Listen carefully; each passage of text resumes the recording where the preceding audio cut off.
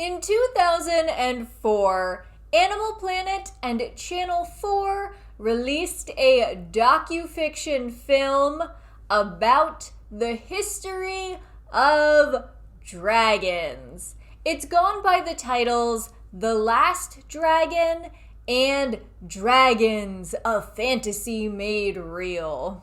Does anyone else remember this? Because I remember watching this documentary when it first aired, and I distinctly recall that Animal Planet did not thoroughly emphasize the fact that this film was fiction. It should seem obvious, but in 2004, Animal Planet was primarily known for factual programming. Big Cat Diaries, Emergency Vet, Animal Cops, The Crocodile Hunter. Like, this was still the golden age of those narrated animal in the wild type of videos. And suddenly, dragons. Sidebar, make sure you stick around to the end of this video because I found a weird fact about this film that I really wanted to share, but there was no place that it narratively made sense to include, so I kind of just tacked it on to the end. Now, I dug around and I found a couple of the promos that were used in advance of this faux documentary being released.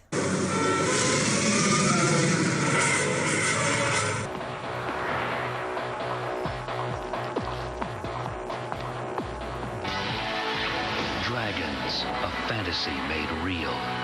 Coming this month, only on Animal Planet. And as I recalled, they mostly just teased the idea of dragons and told people to believe. The promos directed them to a website called dragonsarecoming.com, which is a weird URL that I feel like they probably had to buy from somebody. But anyway, that website no longer exists. It doesn't load. Believe me, I checked. But that's what the Wayback Machine is for. And as captured on January 29th, 2005, this website seems to play into the idea that this is real. This is very, very real. Since the main navigation is Flash, I can't seem to figure out what the URL would have been for the next page, like once you hit enter the site. But at least on the splash page, there is no disclaimer, no text saying, "This is just a little jaunt of the imagination, and dragons are definitely not real. Oh ho, what fun." In fact, the hover text says, "Enter a world where dragons really do exist." What I would give to access that dragon live chat. So let's talk about the film itself. It was released in both the United States and the UK, and for whatever reason, the US version is shorter and narrated by Patrick Stewart, which is random and delightful. The beginning of the documentary does include this oddly phrased language that could indicate that this film is possibly fiction, but it's not explicitly clear. But what if these fantastic stories were more than myth? What if the legends were true? This is the story of a unique family that survived from the time of the dinosaurs to make a final stand in the Middle Ages. A scientific exploration of a remarkable species. This is the natural history of the most extraordinary creature that never existed. Dragons are myths, but what if they were real? This documentary is a story of a prehistoric creature that survived to the Middle Ages. Or did they? Yes, they did, according to this very documentary. It's not real. What? What do you want from me? Why not just say this is a work of speculative fiction? Why be all coy about it?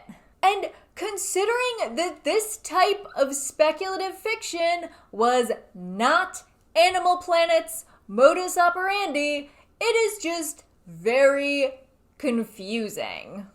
You move into the film itself, and it feels like standard documentary content for that day and age. There's a narration, there are recreations, there's scientists, there's a museum. This is one of only 3 intact T-Rex skulls that have ever been found. They introduce this Dr. Jack Tanner guy who is a disgraced American paleontologist working at the National History Museum in London. Dr. Jack Tanner, paleontologist, an overnight celebrity. But then, I blew it. He is the laughingstock of the paleontology community for his belief that dragons were real prehistoric creatures. Perhaps my childhood obsession had clouded my thinking. And when some Romanian police officers discover what appear to be dragon remains, along with the corpses of several medieval knights hidden away in a previously untouched ice cave in the Carpathian Mountains, Jack Tanner is the only scientist willing to risk his already damaged reputation to check it out. Out of nowhere, the Dragon Man is thrown a lifeline, another find. Jack Tanner is a character. He is not a real man. He is a scientist portrayed by the actor Paul Hilton. This is not clear. Paul Hilton is actually an Englishman, which explains his weird American accent. Can you scout the excavations and dig sites, museums, see if anything like this bone has popped up anywhere else? And if you go to Paul Hilton's IMDb page, you don't see Dragon's World under any of his credentials. You have to go and look under his appearances that are labeled as self, which I feel like he did to kind of, tuck this away. If you go to his Wikipedia page, he also doesn't mention Dragon's World anywhere. But we do get cool shots like this.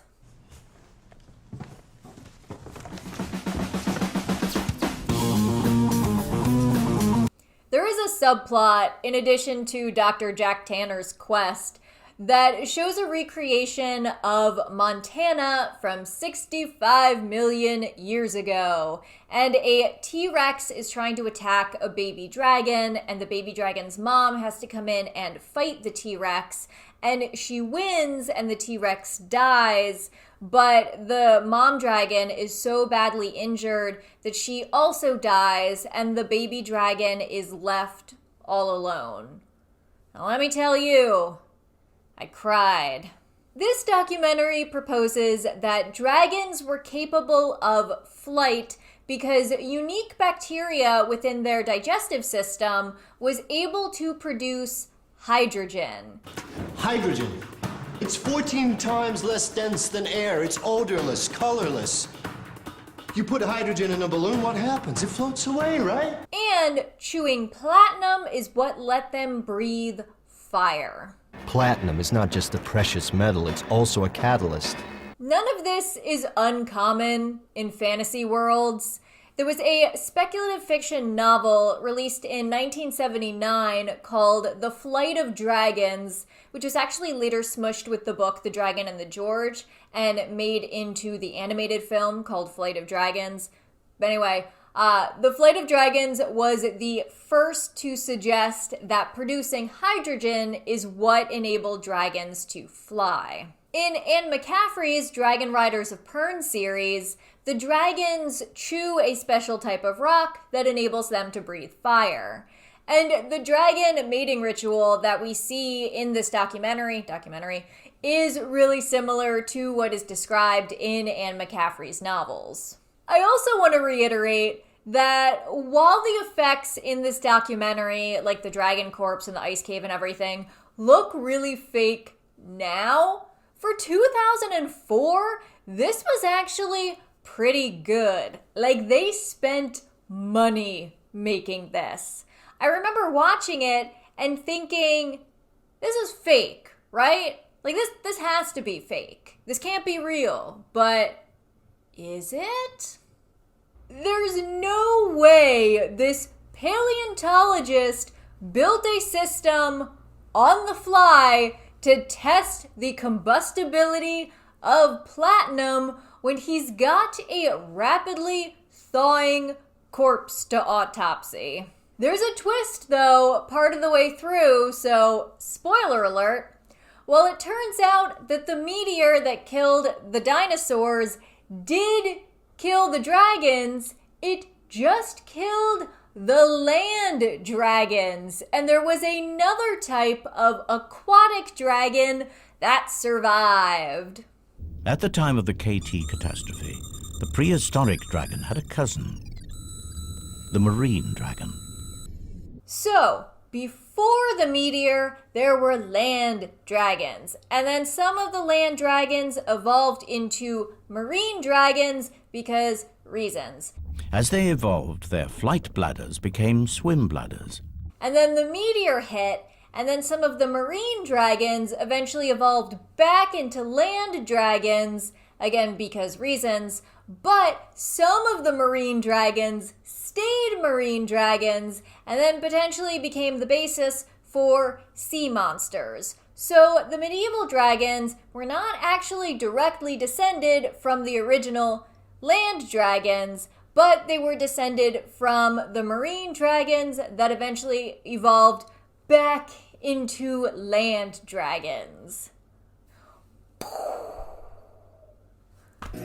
So the water dragon came back on land and evolved into new species, at least one of them in Asia. Although it is really interesting to me that they connected the evolution of the marine dragon back into the land dragon with the commonly accepted appearance of a Chinese dragon and how Eastern dragons differ from Western dragons. Like, I thought that was just a really nice little detail.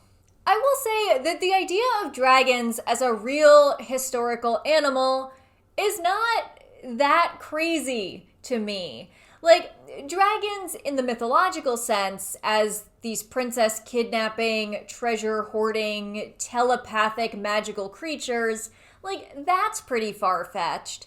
But that's not what this film is trying to claim. Or pretending to claim. It's still weird. But the flight bladders provide gentle lift and allow her to glide silently across the forest floor. Okay, low-flying dragon balloon. Got it. The forest dragon has developed a remarkable behavioral strategy. Mimicry. And apparently, the forest dragon can mimic pigs. So it's an oinking dragon balloon. And FYI, in the notes that I took when I was watching this movie, instead of writing dragon balloon, I accidentally wrote dragoon balloon, which just sounds so much fun. It's got 4 legs. And 2 wings. 6 limbs.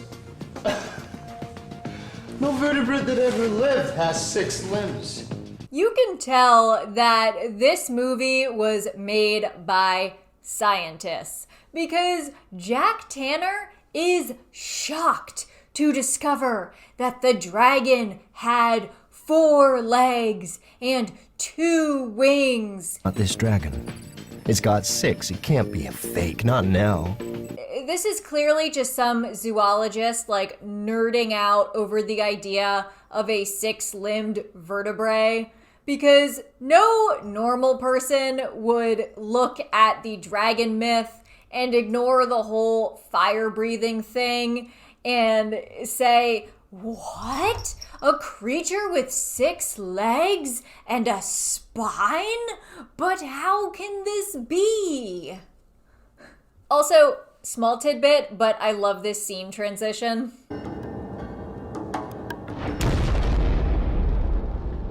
By the way, as you may be able to tell from the title, The Last Dragon, and the fact that this documentary basically opens with a corpse, this story does not end too well for the dragons. Fun fact, apparently the special effects in this film were done by the same production house that worked on Harry Potter and the Prisoner of Azkaban. I thought it would have been The Goblet of Fire since that had 4 dragons, but nope. In hindsight, with all of the wisdom from the years 2004 to now, we can clearly look at this film and say, yes, this was staged. But there's so much detail, highly specific details for an hour and a half. This documentary was made by scientists. Scientists sat down and came up with the most plausible theories, which is why everything feels so strangely real, why all of the facts seem like they should check out. It's a very strange dichotomy. And at no point during the documentary do they ever drop character and remind you that this is speculation. This is no hoax. This thing is for real. I trusted you, Jack Tanner. They talk about a beetle that is capable of projecting out a liquid that reaches over 200 degrees Fahrenheit. Is the beetle even real, or is the beetle also fiction? This flap is very similar to the false palates found in crocodile throats. Do crocodiles even really have a false palate? Am I going to be at a fancy dinner party and bring up a crocodile's false palate as a charming anecdote, and all of the other people will sneer and laugh at me over their champagne because everyone knows that crocodiles don't have a false palate? I checked, and crocodiles do have a false palate valve, and the beetle is also very real.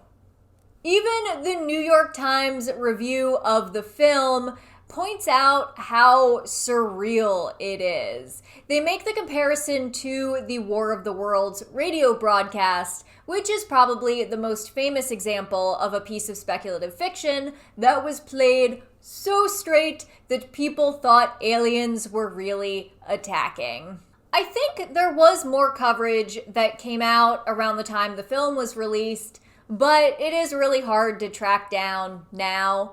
However, if you look at YouTube comments on uploads of the documentary or the promos, it is full of people saying that when they were younger, they believed that this documentary was real and that dragons actually existed. Also, footage from this documentary resurfaced on April 1st, 2017, without context, once again convincing people that dragons were maybe real. And guess what? Even after all of that, Animal Planet still did it again in 2012 with Mermaids, The Body Found. They also did one in 2013 called Megalodon, The Monster Shark Lives. And that docufilm received a lot of backlash. So of course they did a sequel in 2014. And then in 2018, they did kind of a retrospective about the original 2013 Megalodon docufilm. So I think that they are overdue for their next creature feature. How about leprechauns, Fool's Gold, but not the one with Kate Hudson. Banshees, Legends Never Die. The one-eyed, one-horned, flying purple people eater. His name is Carl and he lives in Tallahassee. And he eats purple people. He himself is not purple. The 1988 movie was inaccurate. If you want to watch the entirety of Dragons, a fantasy made real, you can either buy a copy on DVD or low-quality versions are available on YouTube. But, guys, I saved the best tidbit for last. I have such a weird fact to share about this documentary that's not even about this documentary. So there's a part where Jack Tanner says, Dragon iconography. Here you are. Recorded in stained glass. The locals called you the devil from the mountains. Well, I was looking up that phrase because I wanted to see if that stained glass window was actually real and if this was an actual legend. I couldn't find that, but I found something better.